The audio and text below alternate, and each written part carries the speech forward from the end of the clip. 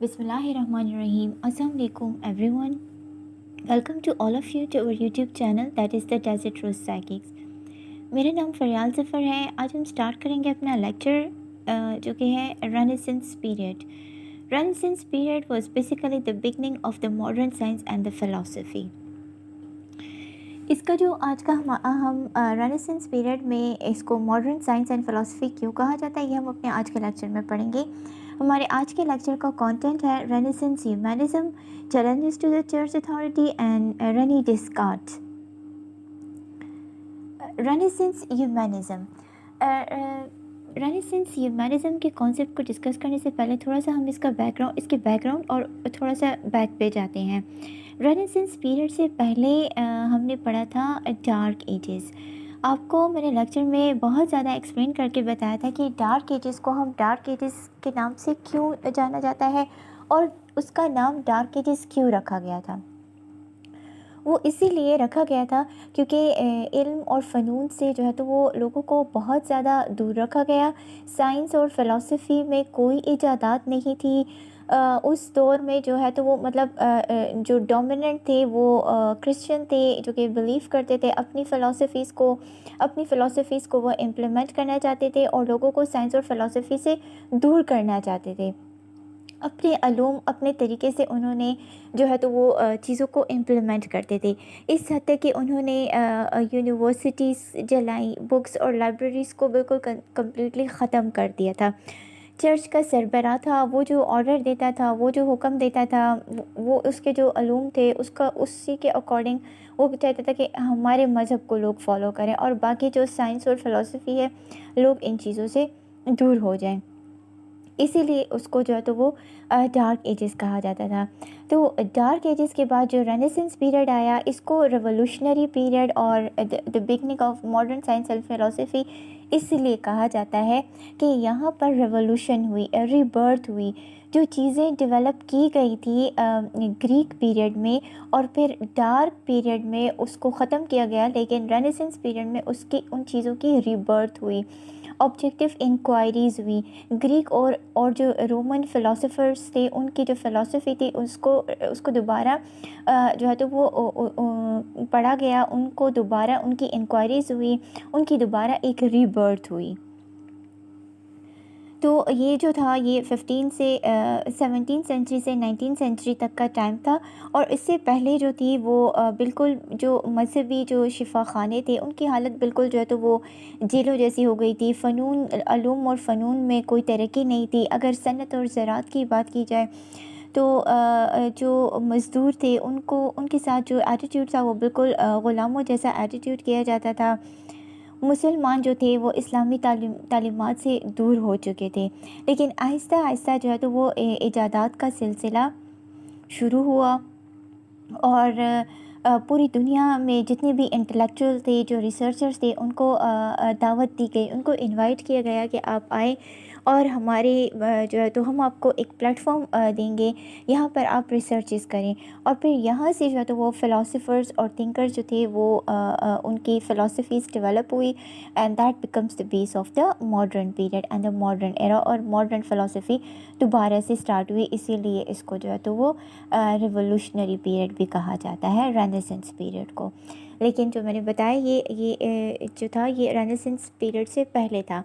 और वो चीज़ें यानी जब चीज़ें बहुत ज़्यादा पीक पर चली गई थी, जहालत बहुत ज़्यादा हो गई थी और इसमें एक फ़िलासफ़र ने ये जो जहालत का जो कॉन्सेप्ट था इसके बारे में एक पॉइंट बताया कि उन्होंने कहा कि ये जो जहालत का दौर था ये इतना ज़्यादा जो है तो वो पीक पे था। फ्रांसिस बेकन ने हमें बताया कि मतलब एक लड़ाई स्टार्ट हुई एक टॉपिक पे उस दौर में कि मुख्तलिफ़ फ़िलासफ़र्स के बीच में एक किसी बात पे जो है तो वो एक लड़ाई काइंड ऑफ एक कॉन्फ्लिक्ट था। तो वो कॉन्फ्लिक्ट ये था कि मतलब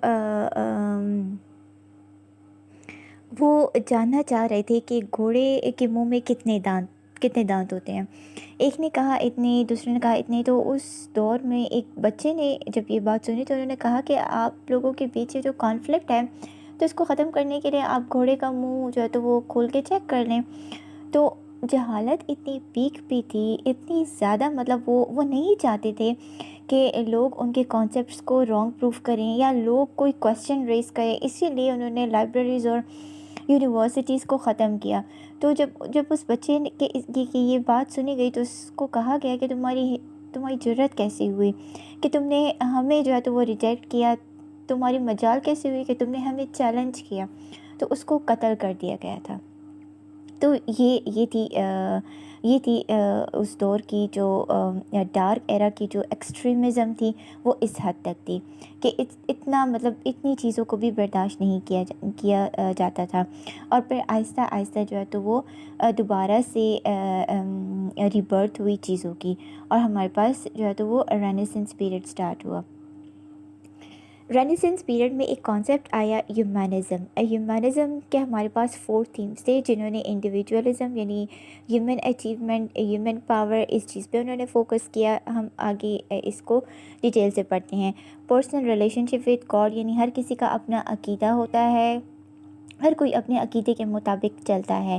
انٹرسٹ ان کلاسیکل وزڈم، ہمارے پاس جتنے بھی فلاسفرز آئے، انہوں نے جو کہا ہے، بجائے یہ کہ ہم ان کو انٹرپریٹ کریں، ان کی باتوں کو جو ہے، یا جو ان کے کانسیپٹ ہیں، ہمیں ان کو سمجھنا چاہیے، رادر دین دیٹ کہ ہم ان پہ کوئی کسی کائنڈ آف کرٹیسزم کریں۔ یہ ہیومنزم والے یہ کہتے تھے۔ Negative attitude toward the Aristotle philosophy, negative attitude towards the Aristotle philosophy, یعنی ایرسٹوٹل کی فلاسفی کے کچھ کانسیپٹس تھے، وہ کیا تھے وہ ہم تھوڑا سا اپنے اس لیکچر میں ڈسکس کرتے ہیں۔ 4 تھیمز کو ہم پڑھتے ہیں۔ ان کے 4 تھیمز میں جو ہے انہوں نے individualism, personal religion, intense interest in past اور اینٹی ایرسٹوٹلزم، جو کہ میں نے بتایا کہ ہم اس کو پڑھتے ہیں۔ انڈیویجولزم یعنی ہیومنزم والے جو تھے وہ کہتے تھے، ان کا بہت زیادہ جو کنسرن تھا وہ ہیومن پوٹینشیل اور ہیومن اچیومنٹ پہ تھا، کہ مطلب ہمیں ہیومنس کو اسٹڈی کرنا چاہیے on the basis of their achievement, on the basis of their goals. ایک انسان کی طاقت کیا ہے، ایک انسان کی پوٹینشیل کیا ہے، کتنا وہ اچیو کر سکتا ہے، وہ کیا اچیو کر سکتا ہے، ہمیں اس چیز پر فوکس کرنا چاہیے۔ یہ ہیومنزم والوں کا کانسیپٹ تھا۔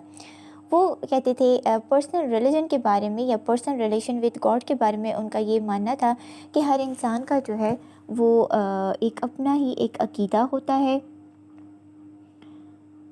اور اپنی ایک پوٹینشیل ہوتی ہے، چاہے وہ پوٹینشیل زیادہ ہو یا کم، اور وہ مطلب اس کے عقائد جیسے بھی ہوں، ہمیں یعنی ان کا یہ کہنا تھا کہ ایک فری ول ہونی چاہیے ہر انسان کے پاس، ہر انسان کو آزادی دینی چاہیے کہ وہ جس طرح وہ زندگی گزارے، ہر انسان کے پاس اپنے عقائد کے مطابق ایک فری ول ہونی چاہیے۔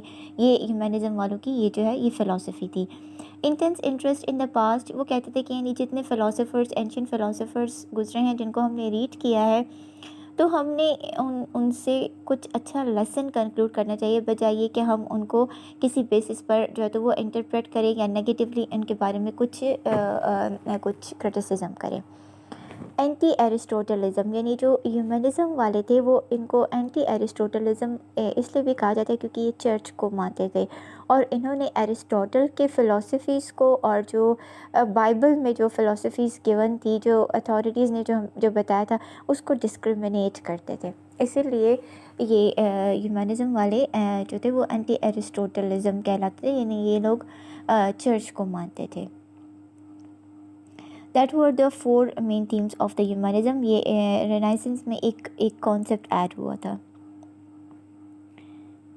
دین ہمارے پاس جو ہے تو وہ رینیسنس پیریڈ میں ہمارے پاس پھر اس کے بعد وہ فلاسفرز کا ایک جو ہے تو وہ ایک پیریڈ سٹارٹ ہوا۔ اس میں ہمارے پاس فلاسفرز، جیسے میں نے کہا کہ دنیا کے مختلف جتنے بھی فلاسفرز تھے، انٹلیکچوئلز تھے، ان کو انوائٹ کیا گیا، اور ان فلاسفرز کو کہا گیا کہ آپ یہاں پر کام کریں، اپنے ویوز پریزنٹ کریں، اور انہی فلاسفرز نے کچھ ایسے کانسیپٹ دیے جو کہ ماڈرن فلاسفی کی بیس بنے۔ تو اس میں کون کون سے فلاسفرز، ویسے تو بہت زیادہ فلاسفرز ہیں لیکن ہم نے یہاں چند ایک کو ڈسکس کیا ہوا ہے تاکہ ہمیں کچھ کانسیپٹس کا پتہ چل سکے. اس میں جو فرسٹ ون تھے وہ فرانسسکو پیٹررچ تھے، جو کہ بالکل رینیسنس پیریڈ کی بالکل بگننگ میں آئے تھے. وہ کہتے تھے ہی believed that we should study the work of the humans and not to be interpreted by the others.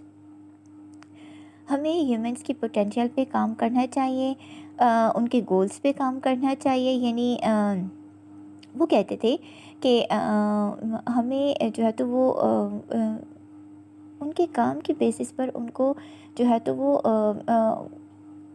یعنی امپورٹنس دینی چاہیے، رادر دین دیٹ کہ ہم ان کو کسی بھی بیسس پر کسی ایک بات کی وجہ سے ہم ان کو انٹرپریٹ کریں یا ہم ان کو ڈسکریمنیٹ کریں. ہمیں لوگوں کو ان کے کام کی وجہ سے ان کے کام کو جاننا چاہیے، ان کے گولز کو جاننا چاہیے، بجائے کہ ہم ان میں کسی قسم کی ڈسکرمنیشن کریں. یعنی جیسے کہ نیکسٹ پوائنٹ میں نے بتایا کہ ریلیجن کے بیسس پر ہمیں لوگوں کو ڈسکرمنیٹ نہیں کرنا چاہیے.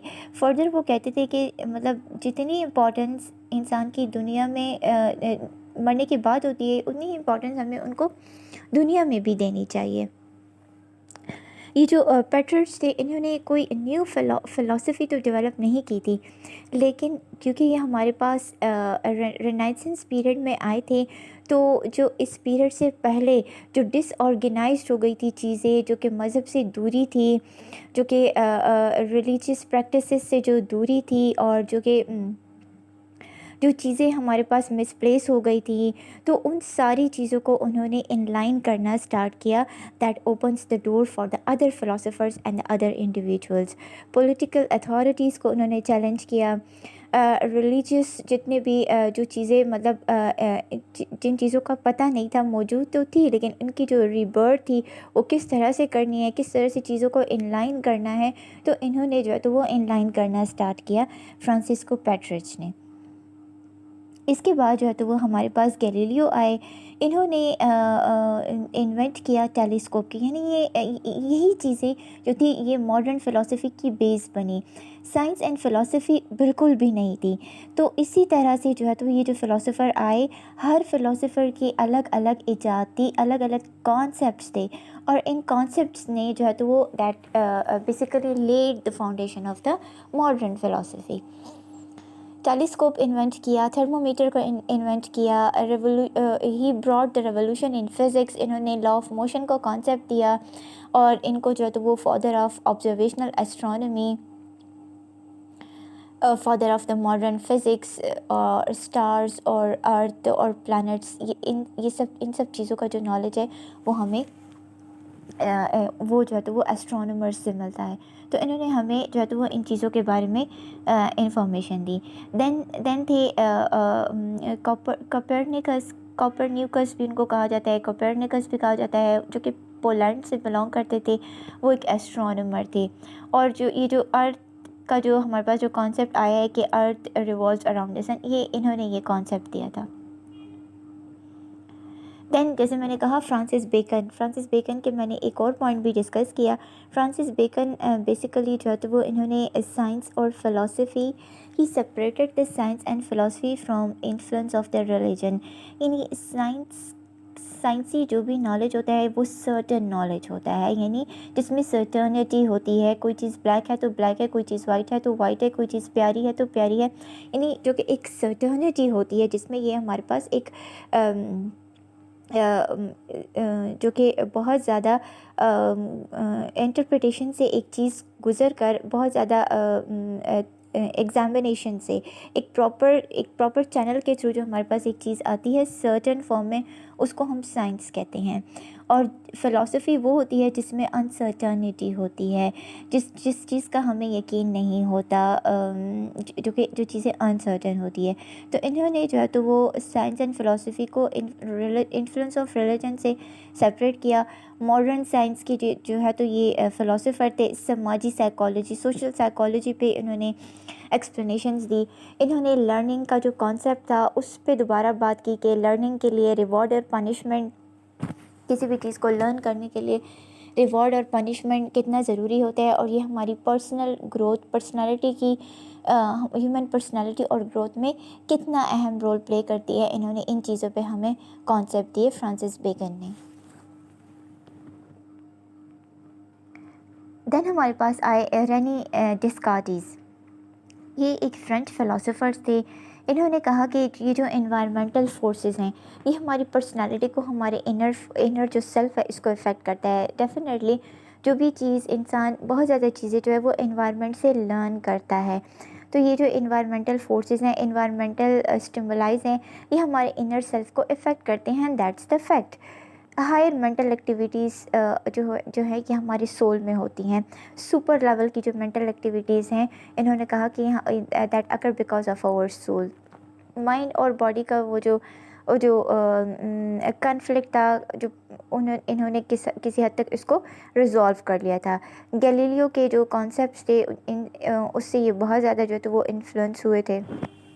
انہوں نے کہا تھا کہ انوینٹ کیا تھا انالیٹیکل جیومیٹری۔ انالیٹیکل جیومیٹری کا کانسیپٹ انہوں نے دیا تھا۔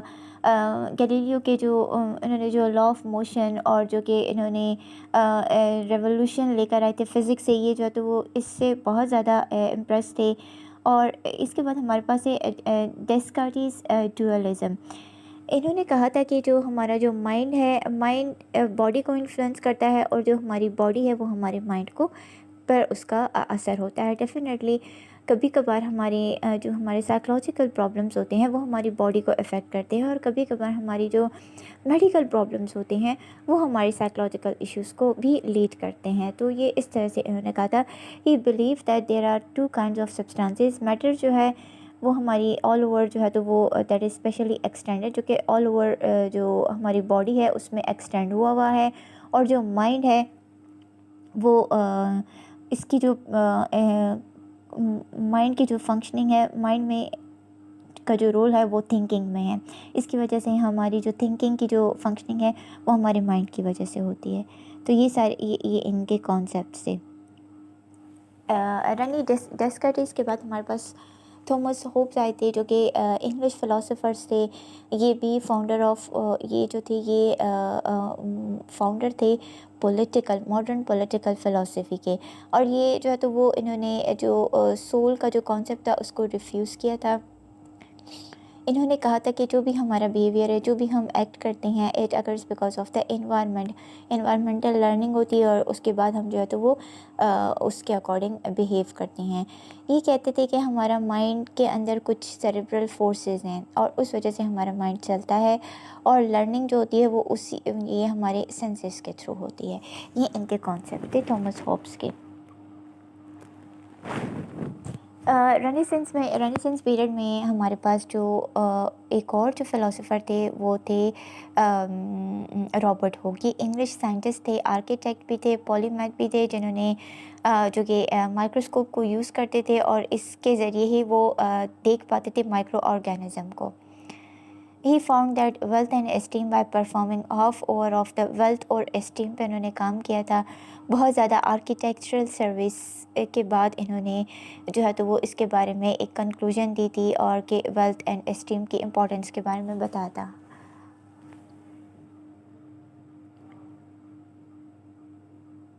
دین ہمارے پاس تھے جان لاکی۔ یہ ایک انگلش فلاسفر اور فزیشین تھے، اور جتنے بھی فلاسفر تھے یہ ان میں سے ایک انفلوئنشیل تھنکر تھے۔ آزادانہ خیال کے مالک تھے۔ He is known as the father of liberalism. یہ ان کا یہ ماننا تھا، مطلب یہ ہمارے پاس کچھ فلاسفر انسٹنکٹس پہ بلیو کرتے تھے، یعنی جو نیچرل ایبلٹیز ہوتی ہیں، کہ جو گفٹڈ چیزیں ہوتی ہیں، گاڈ گفٹڈ، یہ اس چیز کو نہیں مانتے تھے۔ ان کا کہنا تھا کہ مائنڈ جو ہے یہ برتھ کے ٹائم پہ بالکل ایک بلینک کی طرح ہوتا ہے، اور جو مائنڈ ہوتا ہے یہ بالکل ایک بلینک فارم میں ہوتا ہے، اور ہم جو چیزیں لیتے ہیں یہ ہم انوائرمنٹ سے لیتے ہیں۔ انوائرمنٹ سے لینے کے بعد یہ ہمارے سینسیشن کو جو بھی ہماری، یعنی ہم 5 سینسز کے تھرو جو ہے تو وہ انوائرمنٹ سے چیزیں لیتے ہیں جو کہ ہماری سینسیشن کو ایک میننگ دیتی ہے، اور یہ میننگ جو ہے یہ ہماری پرسیپشن بناتی ہے، اور جو پرسیپشن ہوتے ہیں وہ ہمارے آئیڈیاز بناتے ہیں، اور یہی آئیڈیاز جو آتے ہیں یہ ہماری میموری کے ساتھ لنکڈ ہوتے ہیں، اور اسی طرح جو ہے تو وہ انسان کا جو نالج ہے اسی طرح سے بنتا ہے۔ تو یہ ان کا یہ کانسیپٹ تھا۔ ڈیوڈ ہیوم، انہوں نے بھی جو ہے تو وہ سول کا جو کانسیپٹ تھا اس کو ریفیوز کیا۔ انہوں نے کہا didn't believe on God and the religion, focused on observational method. جتنی بھی ہیومن ایکسپیرینسز ہیں وہ 5 سینسز کی بیسس پر ہوتے ہیں، that is observation, perception, memory and thinking اس فارم۔ جتنی بھی جو ہماری آبزرویشن ہے، پرسیپشن ہے، میموری ہے، تھنکنگ ہے، یہ سیلف انٹروسپیکشن کے تھرو ڈیولپ ہوتی ہے جب ہم سیلف انالیسس کرتے ہیں۔ آگسٹ کامٹے تھا، یہ ایک فرینچ فلاسفر اور رائٹر تھا۔ یہ ریالٹی پہ بلیو کرتا تھا۔ ان کا ماننا تھا کہ that reality it helps us to observe and perceive through sensation. He formulated a doctrine of positivism. ان کو پازیٹیوزم کا ایک ہمارے پاس ایک میں کہوں گی کہ ایک فلاسفی تھی۔ He is often regarded as the first philosopher of the science in the modern sense, of modern sense میں یہ جو تھے یہ ہمارے پاس ایک فرسٹ فلاسفر تھے۔ ایمینل کانٹ جو تھا یہ جرمن فلاسفر اور تھنکر تھا۔ ان کا جو کمپریہنسو ورک تھا وہ ایپسٹمولوجی میں، میٹا فزکس میں، ایتھکس میں اور ایستھیٹکس میں تھا۔ Aesthetic sense of beauty, metaphysics میں جو ہے تو وہ کچھ فزیکل کانسیپٹ، فزکس کے ریلیٹڈ کانسیپٹ ہوتے ہیں۔ Ethics about the morals, theory epistemology it's a theory of the knowledge. تو ان چیزوں کے بارے میں انہوں نے کمپریہنسو کام کیا۔ ایستھیٹک جو تھا it's the study of the beauty, یعنی جتنی بھی ایستھیٹک میں کہوں گی کہ یعنی ہم اپنے کپڑوں پر فوکس کرتے ہیں، اچھا پہنتے ہیں، اچھا کھاتے ہیں، گھر کی چیزوں کا خیال رکھتے ہیں، تو یہ ساری ایستھیٹکس میں یہ ساری چیزیں آتی ہیں، اپنے آپ کا خیال رکھنا اور بیوٹی، تو یہ ساری جو ہے تو وہ اسٹڈی آف دا بیوٹی ہے۔ اور اس کمپریہنسو ورک کی وجہ سے he was the most influential figure in the modern philosophy. He believes on the God and the universe that is powerful. So that was all about the philosophers and the concept of the Renaissance period۔ جو ہمارا جو آج کا جو content تھا وہ ہم نے کور کر لیا۔ رینیسنس کا پیریڈ کے بارے میں ہم نے پڑھا، ہیومنزم کے کانسیپٹ کے بارے میں پڑھا کہ جب چیزیں علوم اور فنون کی طرف لوگوں کا جب رجحان بڑھنے لگا، جب مشینوں کا استعمال ہونے لگا، تو یہ ساری چیزیں مطلب چیلنجنگ تھی چرچ اتھارٹیز کے لیے، کیونکہ وہ جس طرح سے چاہتے تھے اس طرح سے نہیں ہوا۔